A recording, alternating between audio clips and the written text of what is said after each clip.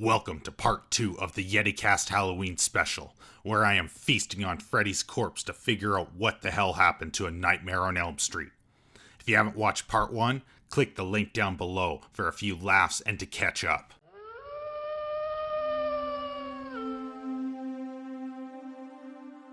A Nightmare on Elm Street 4, the Dream Master comes hot on the heels of Dream Warrior. Kristen, Kincaid, and Joey from the previous film have all been discharged from the psychiatric hospital and still call each other into their dreams. Freddy may have been beaten and buried, but little did the teens in the last movie know a dog with a urinary tract infection was a secret to resurrecting the vengeful spirit with a skin condition. Ah! Who knew? I guess fiery dog urine is the antidote to holy water for vengeful spirits. You shouldn't have buried me. I'm not dead. Kincaid and Joey don't fare so well after Kincaid's trusty companion betrays him. I'll get you a rolled up newspaper on the snout is what I'll get you. Very bad dog. We are introduced to the new teen crew, made up with the proper ratio of boys to girls and geeks to punks. Wes Craven's original idea for the film was rejected and the studio struggled to get a script, which shows on screen. The result was something rushed and overproduced. This time, the focus was on Freddy, giving him more insane things to do and plenty of one-liners, some of which are rather good. Krueger! Well, it ain't Dr. Seuss. But there were too many hands in the cookie jar. The film isn't bad, it's just not that interesting. After Freddy eliminates Kincaid and Joey, he catches up with Kristen. When she's cornered, she pulls Alice into her dream and then transfers her soul powers. Yeah, now people can gain powers of their friends. It's a neat little concept. If Freddy can collect souls and gain their power, why can't other people? But the idea is poorly explained. First, they're sending your soul to people, then just using articles of clothing to gain their abilities. One of the funniest moments in this film is when Freddy takes out the geek girl. Wanna suck the face? No. Alice pulls the geek girl into her dream, and Freddy takes her out. No CGI, just great practical effects. But the movie and series spirals deeper into silliness. Freddy ends up channeling his inner Karate Kid and kills a teen with his Krueger kick. See, the horror element is downplayed in favor of comedy, more so than in Dream Warriors. Probably too far to the extreme. Freddy has always had that element, but it worked better when he was darker and he wasn't always pulling a Schwarzenegger one-liner. No pain, no gain. There's a bunch of convoluted information about Dream Masters and Guardians and Gates. Given what we've seen and know, it doesn't fit at all. It's rather nonsensical. I wasn't sure what it was trying to set up or suggest, and there's so little information to go on. I actually tried searching for a better answer, but I couldn't find it. For now, it appears rather irrelevant, which might be explained by the rushed script.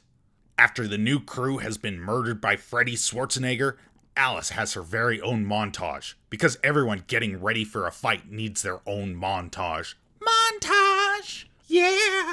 We're gonna need a montage. Ooh, it takes a montage.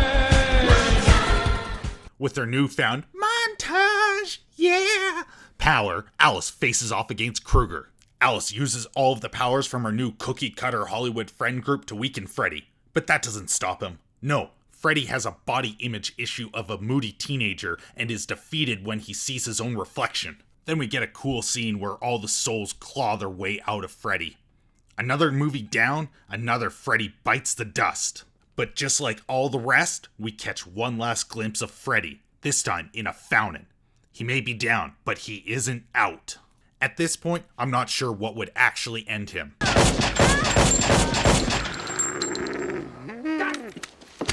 What What's wrong with you? Now on to part 5, Dream Child. It might as well have been called part 5, Devoid of Ideas. While part 4 struggled to capture my attention, it still had interesting bits that felt a part of the universe. Part 5 feels like a lazy cash grab. It's not as offensively bad as the second, but it's also not as fun, which makes it that much worse. At least 2 had me snickering at the absurdity. In Dream Child, I was bored and hoped Freddy would come and end my own nightmare. It introduces us to the least likable cast yet. They act like what a middle-aged man's idea of a teenager's idea of what is cool. This addition to the franchise offers no new ideas and revisits all the same tired locations: the boiler room, insane asylum, hospital, church. It made me wonder why they can't stop and think of an interesting way to use Freddy. Off the top of my head, I can come up with several. Here's one. Nancy's journal finds its way to a secluded Alaskan town. When some poor soul reads it, Freddy is reborn. With no roads in and out and a town settling in for 30 days of darkness, Freddy is in paradise, wreaking havoc on a town unable to escape. We've seen Freddy given power by remembering him, so I see no reason why he must be tied to Elm Street. It might not be the greatest in the world, but given that I spent less than a minute on the concept, I don't think it's bad. And it's still better than Dream Child. Part 5 continues off from Part 4. Alice is still dating Dan and finds out she is pregnant. Okay, so Freddy is resurrected after Alice or her baby dream of Freddy's mom giving birth to a disfigured, screaming Voldemort fetus. You serious? Voldemort scurries through the dream to find where Freddy was killed, then screams louder and grows into Krueger. Yeah, fiery piss from a dog with a urinary tract infection makes more sense than this. Oh my god, I'm losing my mind. No, it's just expanding.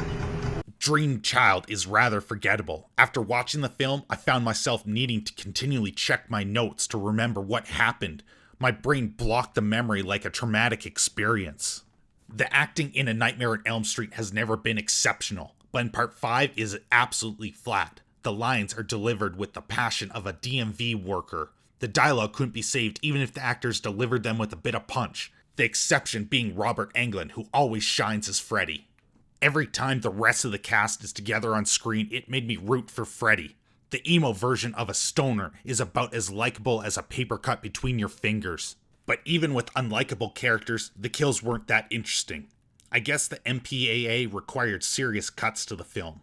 Even then, I doubt the original cut would have made much of a difference. So Freddy is feeding the souls of his victims to Alice's baby to make the little tyke like himself. We then catch a glimpse of Alice's son Jacob in the dream world, who is somehow 10. Amanda Krueger tells Jacob in order to save his mother he needs to use Freddy's powers against him. So, Jacob Potter blasts Krueger with magic, turning Freddy into a Voldemort fetus again. Then Amanda pulls Voldemort into her belly for a mystical soul abortion. Why the fuck would he say that? The end. That's it. Well, except for the final scene with kids humming Krueger's rhyme. 5 movies down, 4 more to go.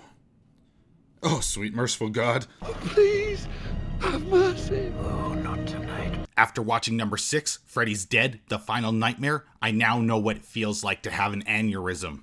This movie ends the rush streak of films. It's a shame New Line didn't stop to utilize Freddy in a proper way. Before I jump in, just know Peter Jackson wrote a screenplay for this film that was never used. What the hell is wrong with you people? Just imagine what could have ended up on screen if Jackson took the reins.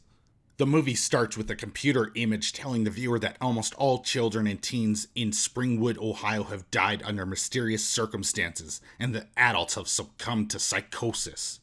All except one. Then we see the one living teen do his best tumbleweed impression, which goes on excessively long. He wakes up with a head injury and doesn't remember a thing. I wish I could say the same. For a state struggling with the surge in childhood deaths, they sure treat the remaining kids terribly. Society would be falling apart, but everyone acts like nothing is wrong in the surrounding towns. I mean, a town with no children would be huge news. The government would be all over that place trying to find out why there's a bunch of mysterious deaths. There's no place in the country that wouldn't be aware, yet neighboring towns know nothing. The acting is so over the top at times, it reminds me of a kid's first play. Where are you from? I don't know! The movie is straight up exhausting. The kills are tired. Freddy is more of a lame version of Wile E. Coyote. Its cartoonish portrayal is a stain on Freddy's legacy. It infuriates me to my core, so much so that I don't even feel a desire to come up with jokes. Sack up, sunshine. To get back John's memory, a psychiatrist named Maggie takes him back to Springwood, along with a group of rebel kids trying to run away. The town has lost its mind. The adults go about their day doing jobs to serve no one, just like a government worker. We learned Freddy had a kid taken from him, and then see that the group of teens can't escape the town. They keep going in circles and arriving back where they started. So they break into a house to sleep on Elm Street. Freddy goes on his usual killing spree, this time acting like a grandmother's version of Freddy, who then tries to describe him to a bunch of kids around a campfire. It's totally devoid of any creativity. Anyways, then we find out John was left alive to bring back his daughter Maggie. We don't know how he knows who she is or where she lives, he just does. The less you try to think, the better off you are in this one, because you'll induce a stroke if you try to think too hard. Freddy picks a ride in Maggie's brain or something. I don't know. Turns out that DNA has something to do with Freddy being able to leave Elm Street. We learn more backstory that isn't worth repeating. But the one part is, turns out Freddy had a job interview with some phallic sperm dream demons that gave him immortality. And they're the ones that continually revive him. Kind of erases all those old deaths and resurrections. So Maggie rehashes a plan that we've seen countless times and figures out a way to try and bring Freddy into the real world. Then it turns out Maggie is a secret ninja master and pins Freddy to the wall with knives and throwing stars. She ends up blowing him up with a pipe bomb. Yeah, this is how Freddy's legacy ends. With a bad one-liner and a pipe bomb to the chest. Happy Father's Day. Ugh. Kids. Can you think of a more ill-fitting way to end Freddy? This is the monster that goes bump in the night, the vengeful spirit that sees your deepest fears and uses them to torment you. And this is the way he goes out? By breaking the fourth wall and saying, "Kids?" You might as well give Freddy Nerf claws because this nightmare has been declawed. Alright, this is the end of part 2 of the Halloween Special. To see where the story goes and to find out what the hell happened to A Nightmare on Elm Street, watch part 3, which will be out shortly. While you wait, subscribe, share, and like the video. If you don't, you'll become Yeti food. Now scram before I change my mind.